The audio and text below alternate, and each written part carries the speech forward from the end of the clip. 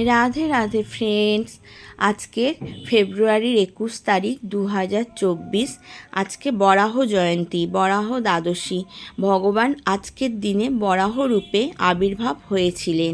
আগামী দিন গতকাল তোমরা জানো ভৈমী একাদশী কি জয়া একাদশী ছিল, তোমরা একাদশী পালন করেছো। আর আজকে কিন্তু বরাহ দ্বাদশী, এই বুধবার আজকে। আর এই দিন বন্ধুরা আমরা সবাই নিরামিষ আহার অন্ন গ্রহণ করতে পারি। ভগবান শ্রীকৃষ্ণ শ্রী বিষ্ণু কোনো না কোনো বিশেষ বিশেষ কাজ সম্পন্ন করার জন্য বারবার বিভিন্ন রূপে অবতার গ্রহণ করেছিলেন। ভগবান কেন বরাহ রূপে অর্থাৎ শূকর রূপ ধারণ করেছিলেন, আমি সেই সম্পর্কে সংক্ষেপে তোমাদের আজকে আমি জানাবো। বৈকুণ্ঠ লোকে কিংবা গোলক ধামে, বৈকুণ্ঠ ধামে ভগবান শ্রী বিষ্ণুর জয় বিজয় নামে দুজন দুয়ারপাল ছিল। আর ব্রহ্মার মানসপুত্র সনকাদিক ঋষি, ওনারা 4জন ঋষি ছিলেন। তারা যখন খুশি তপস্যায় এমন সিদ্ধ লাভ করেছিল যে যখন যে কোনো সময়ে তারা যে কোনো অবস্থায় যেখানে খুশি ওনারা যেতে পারতেন। ওনারা একবার ভগবান শ্রী বিষ্ণুর সাথে সাক্ষাৎ করার জন্য বৈকুণ্ঠ লোকে আসার সময় ওই ভগবানের যে জয় বিজয় নামে দুজন দ্বারপাল ছিল ওনাদের কাছে বাধাপ্রাপ্ত হয়েছিলেন। তখন এই সনকাদিক ঋষিরা রেগে গিয়ে জয় বিজয়কে অভিশাপ দিয়েছিলেন তারা যেন অসুর রূপে জন্ম নেয়। তখন ভগবান শ্রী বিষ্ণু সেখানে প্রকট হলেন। শ্রী বিষ্ণুকে দেখে জয় বিজয় তাদের নিজেদের ভুল বুঝতে পারল এবং সনকাদিক মুনির কাছে ক্ষমা প্রার্থনা করল। আর ভগবানের কাছেও ক্ষমা প্রার্থনা করে তারা ভগবানের কাছে বর চাইল এই অসুর যোনি থেকে স্বয়ং ভগবানের হাতেই যেন উদ্ধার পান, এই ইচ্ছা ভগবানের কাছে তারা প্রকাশ করেন।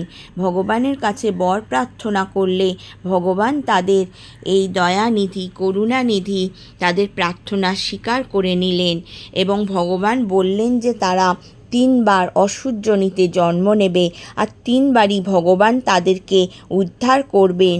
তারপর তারা দক্ষ মহারাজের কন্যা দৈত্যমাতা দিতির গর্ভে জন্মগ্রহণ করেন এবং হিরণ্যাক্ষ আর হিরণ্যকশিপু নামে 2 ভাই রূপে জন্ম নেয় এবং তাদের পিতা ছিলেন ঋষি কশ্যপ।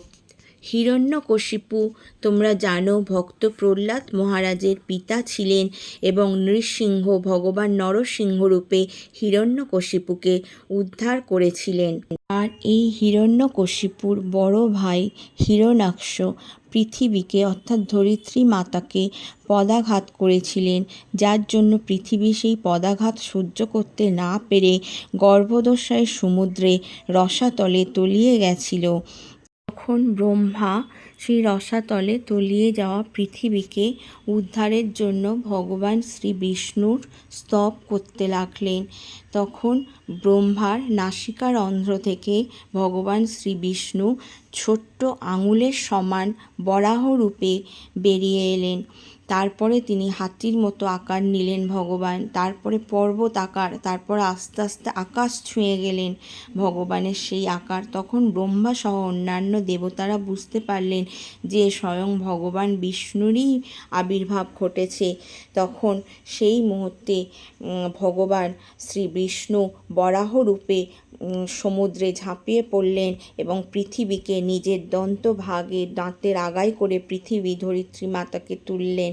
সেই সময় তখন হিরণ্যাক্ষের সাথে ভগবানের প্রচণ্ড যুদ্ধ হয়েছিল এবং সেই যুদ্ধে ভগবান হিরণ্যাক্ষকে পরাজিত করেছিলেন। তখন ভগবান শ্রী বিষ্ণুর বরাহরূপী অবতার থেকে যে তেজ নির্গত হচ্ছিল, রোমকূপ থেকে এত তেজ নির্গত হচ্ছিল, সেই তেজ দেখে ব্রহ্মা বুঝতে পারলেন যে স্বয়ং ভগবান শ্রী বিষ্ণু এই বরাহরূপে আবির্ভাব হয়ে পৃথিবীকে উদ্ধার করলেন। তখন সমস্ত দেবতা সহ ব্রহ্মদেব ব্রহ্মা ভগবানের স্তব স্তুতি করতে লাগলেন।